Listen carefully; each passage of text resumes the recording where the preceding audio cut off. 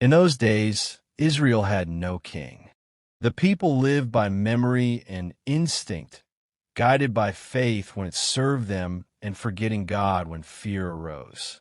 Tribes acted independently, and God's presence was often silent, leaving the land to wrestle with both chaos and hope. Life was fragile, uncertain, and marked by both devotion and wandering hearts.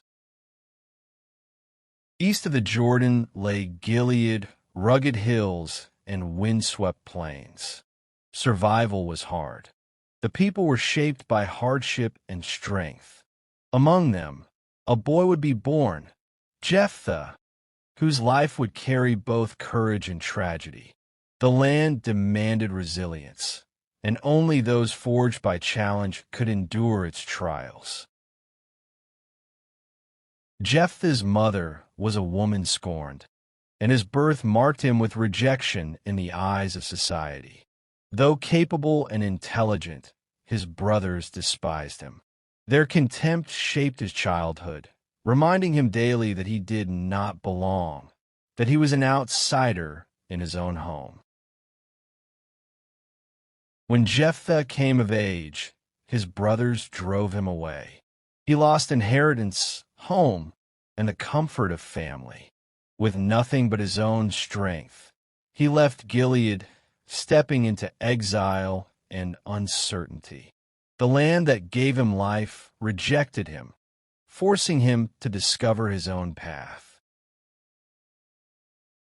Jephthah fled to Tob, a region for outcasts and wanderers. Here, men who had been rejected gathered. He became their leader, earning respect through skill, courage, and wisdom. Among these broken men, Jephthah learned leadership, strategy, and loyalty, shaping him into a man capable of facing the greatest challenges. Years passed, and war came again. The Ammonites gathered their armies against Gilead, threatening crops, villages, and families.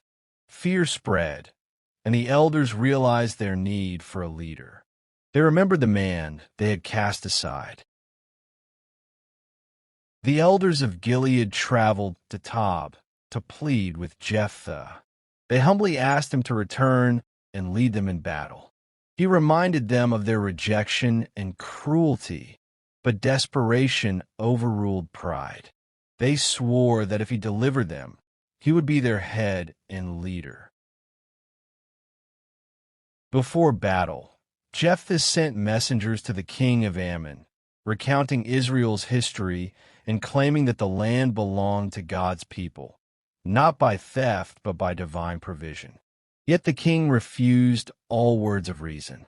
War became inevitable.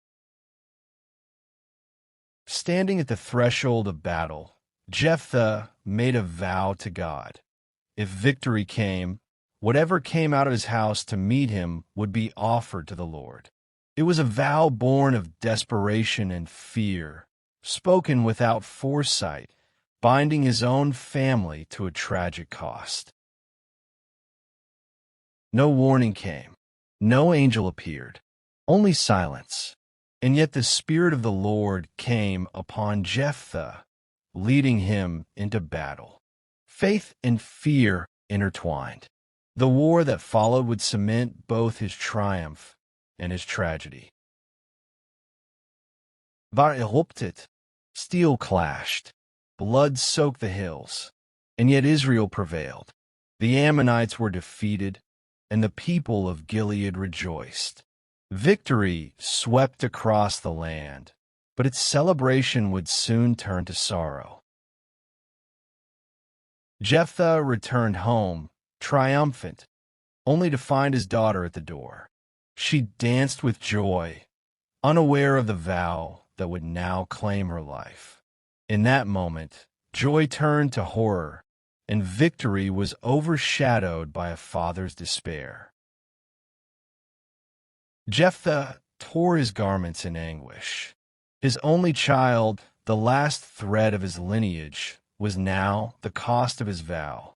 Words spoken in haste had returned like a sword, and the weight of his own promise crushed him. His daughter listened without anger. She did not curse God or her father. Instead, she accepted her fate with remarkable strength. She asked only for 2 months to go into the hills with her companions to mourn the life she would never live. She wandered the mountains, lamenting the children she would never bear, the marriage she would never know, the legacy that would end with her. The wind carried her sorrow across valleys, and the hills became silent witnesses to grief beyond human comprehension. Days turned into weeks. No intervention came. God's silence allowed human vows to take their full effect. The cost of Jephthah's words could not be avoided. Sometimes faith carries weight only understood through suffering.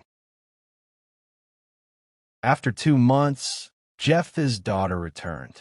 Scripture records no rebellion, no words of protest, only acceptance. And so, Jephthah fulfilled the vow he had spoken. The act itself is left unspoken, leaving silence to honor both tragedy and obedience.